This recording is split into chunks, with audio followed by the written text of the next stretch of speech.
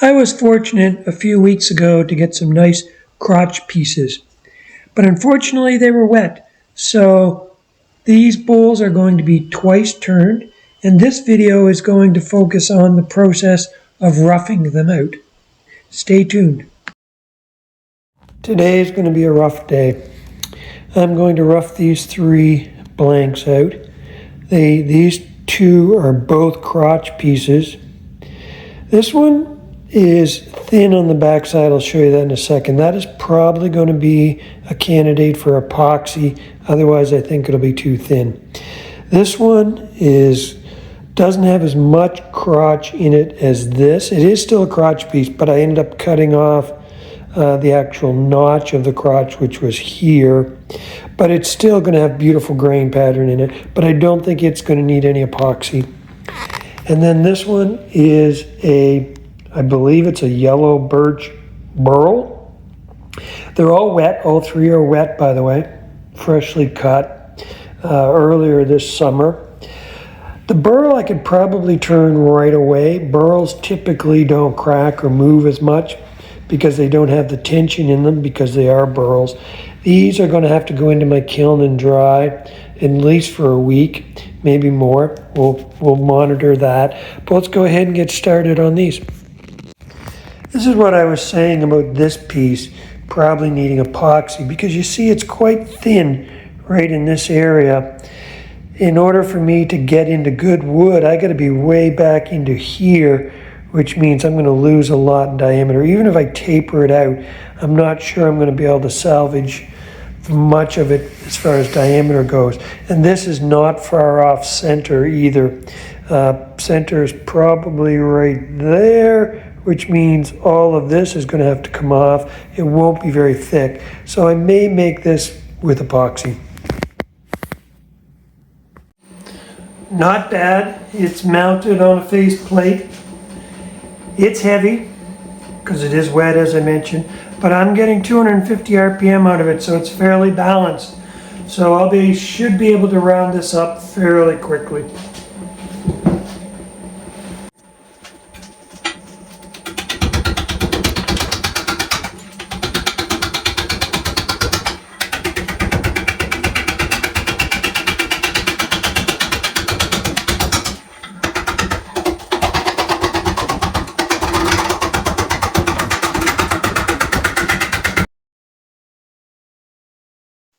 I left the sound up on that section just so you get a better feel for what it's like when I'm roughing out.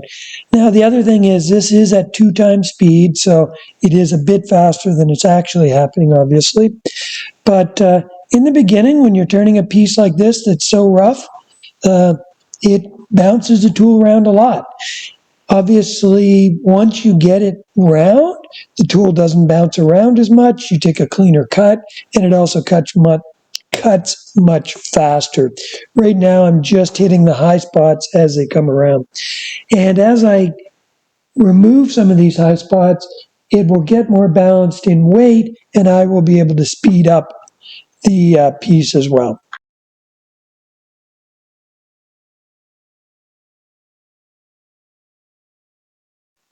You can see here, I haven't removed a lot of wood yet, just took off some off the 2 high spots on either end.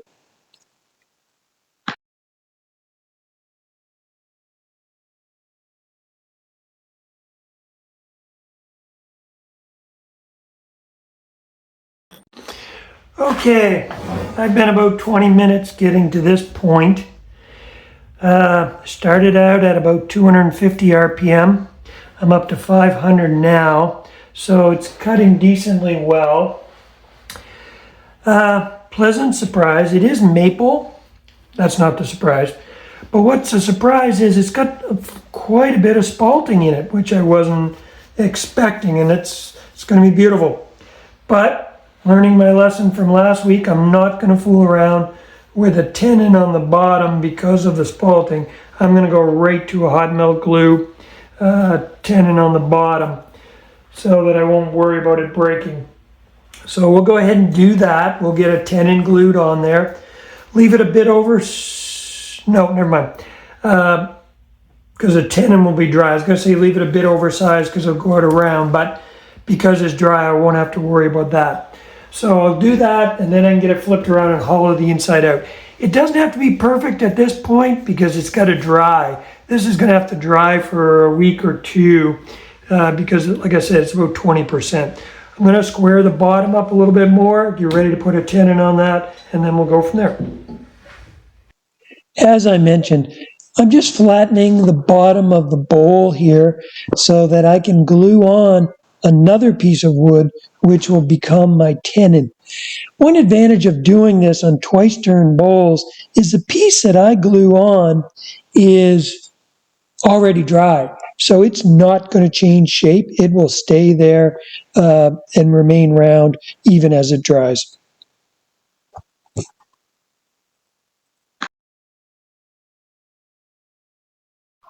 So here I'm just using my electric frying pan, heating up hot melt glue.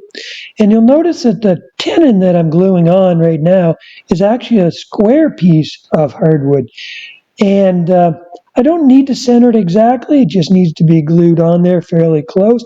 And then I actually turn the tenon after it's glued on. That way I know that my tenon will be true to the center line of the bowl. Whereas if I tried to glue something on that was already round, I would have to place it in the exact right spot. And here you can see it, I've already turned it. So now you get a better idea of how that tenon is formed. And with that, I can reverse it as is shown here and start working on the inside of the bowl.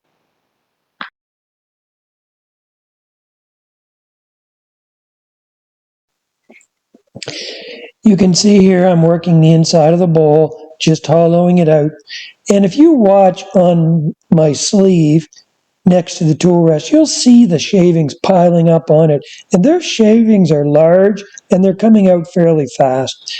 This is a reason why I prefer to use a bowl gouge as opposed to a scraper. Now, there is a bit of a learning curve with the bowl gouge. If you're going to get a catch, it's going to be with a bowl gouge and it's going to be on the inside of a bowl. It does just take a bit of practice. Considering a few safety items, you want to make sure that the tip of your bowl gouge is always above center line. If it drops down below center line, you're way more likely to get a catch. You also will get a catch either right at the very edge on the rim or down at the very bottom of the bowl where you're transitioning from the side of the bowl to the bottom of the bowl. But because of the speed at which this tool removes chips, it is a tool that you need to learn to use and use well if you want to turn many bowls.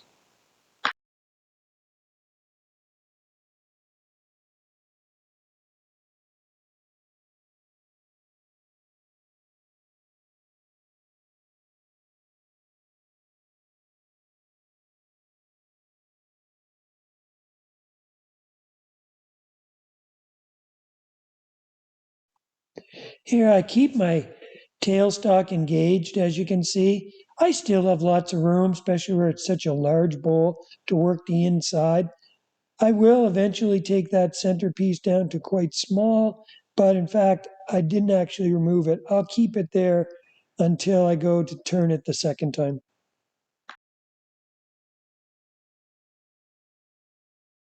So this is crotch piece number 2. And it's going to be very out of balance. You see there's no wood here.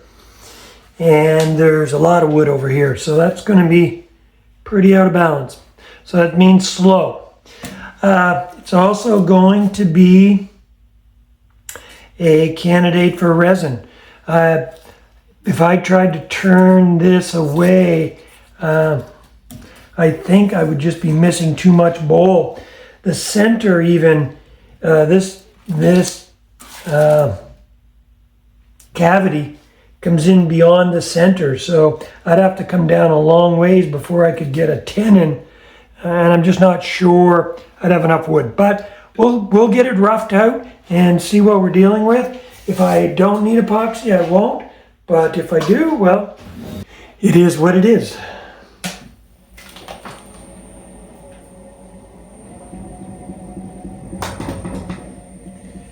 So right now I can get about 200 RPM. Not as fast as I would like, but once I start removing this, that should speed up fairly quickly. I don't have an electric chainsaw. If I did, I would just chop this corner right off, which would save me a lot of time. I ended up using my reciprocating saw to cut that piece off, and it worked fine.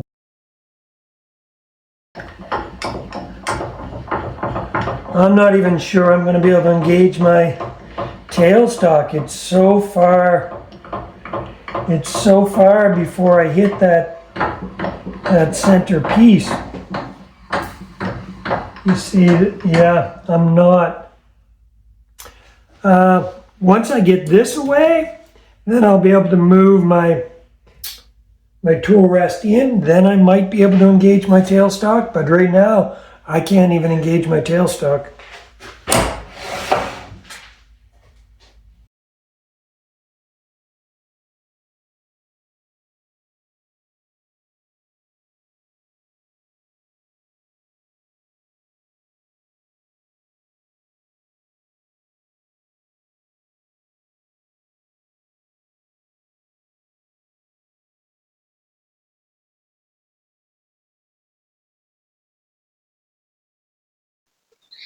Again, this bowl, roughing the outside out, took me about 20 minutes or so to get it in a round shape. I know earlier I had mentioned about using a bowl gouge as opposed to a carbide tool. Here I'm actually using a carbide tool. I'm getting close to the finished diameter and the carbide tool is cutting well, so I didn't mean to disparage a carbide tool. In some cases, it may be the best tool.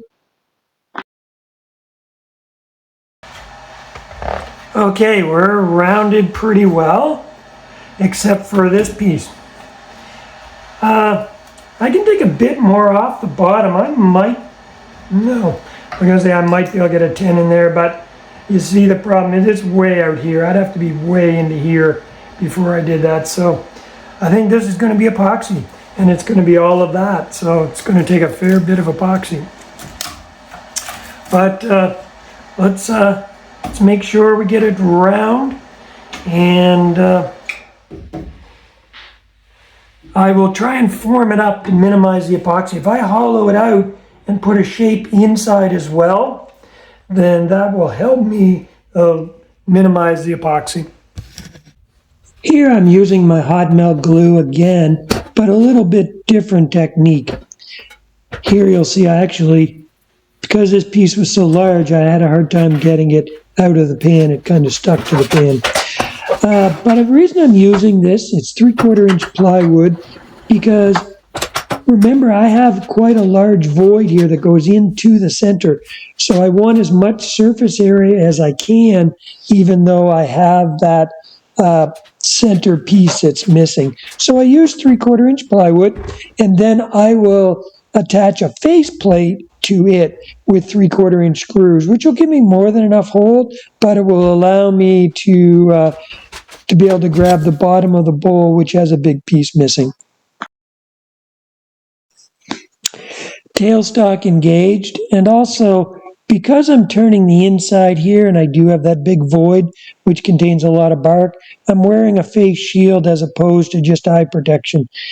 Whenever I'm dealing with a lot of bark, I like to wear my face shield because it does protect you, not only your eyes, but also just your face from getting hit with flying pieces of bark. I really love the way this turned out. Again, it's left thick, it's 1 inch because it is wet. It's going to have to go into my kiln. But this area here is going to be a prime candidate for epoxy, and I think that's going to look very, very nice. There's also a section on the other side that I think is going to require epoxy as well.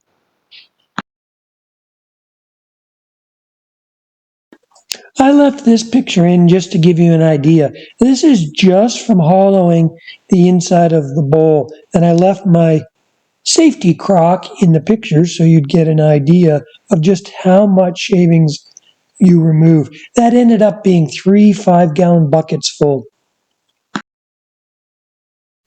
I put an apple inside this bowl just to give you an idea of the size of this bowl. It's about 16 inches in diameter. And you can also see the epoxy candidate on both sides of the bowl. That dark stripe is a section of bark on the opposite side that was in the crotch piece, and that will have to be epoxied as well. This is actually bowl number 1 from this video. It also is going into my kiln, and both of them will be there for a week or 2 to dry, then put back on the lathe and mounted again and finished turned. I did not show the third one, bowl that I roughed out, the burl. That will be the subject of a separate video all on its own.